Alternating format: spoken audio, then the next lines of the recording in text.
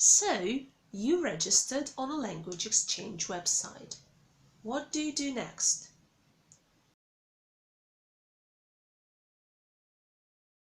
Hi, I'm Julia and this is Random English. Today I'm going to give you some advice on using language exchange websites to make your communication there more effective. And first, a couple of tips about your profile. Number one, you should have a good photograph in your profile. Of course, appearance is not the most important thing, but people like to see who they're chatting with, and a good photo will help you make more connections. If you are a girl though, try not to post any erotic or sexual photographs, because unfortunately there are a lot of guys on these websites who are looking only for sex. And if your photograph is erotic, you will get tons of messages from such guys. Number two, you should write some information in the profile about yourself. The information can be detailed or not, funny or serious. It can be like a little autobiography or just some facts about you.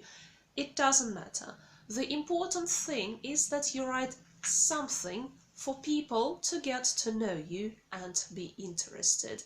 As for me, when I use such websites, nothing upsets me more than an empty profile, and I usually don't reply to people with such profiles.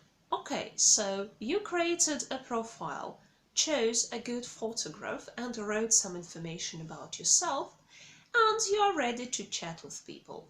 So, here are some tips about writing messages. First of all, try not to start with just "Hi, how are you?" A lot of people get hundreds of such messages, and it is better to make your message more unique and original to stand out. So, you can write something about yourself. You can start by asking this person some questions about their profile.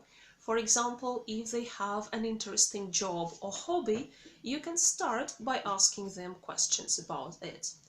You can even start with making a joke. But from my personal point of view, almost anything is better than just "Hi."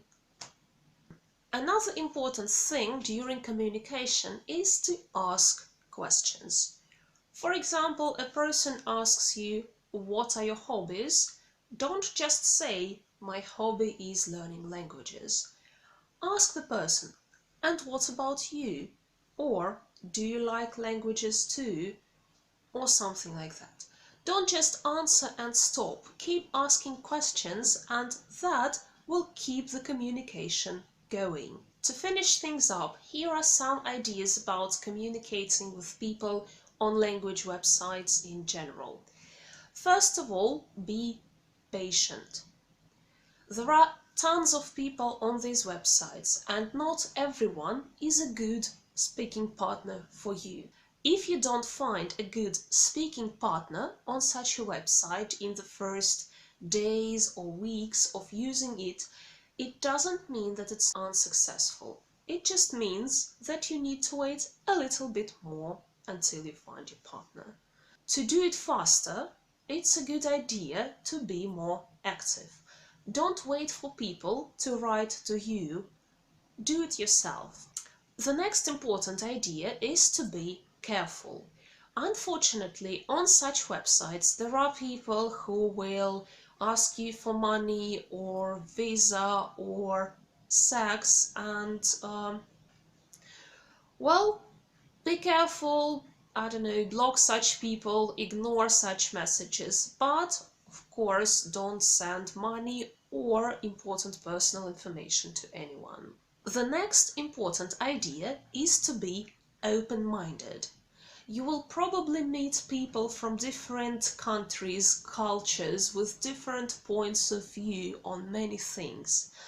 And it is important not to argue and not to be negative, but to try and accept their ideas and their points of view, or at least try and understand a little bit. It will make your communication more successful. And last but not least, be polite. Nobody likes a rude person. Well, that's it for this time. I hope these ideas were useful for you, and I hope that they will help you communicate with people on language exchange websites, or maybe in other places too, more effectively. In my next video, I will give some general speaking tips that will help you again on language exchange websites or in other situations when you have to speak English. Thank you for watching, everyone. I hope the video was useful, and I'll see you around in the next episode. Goodbye.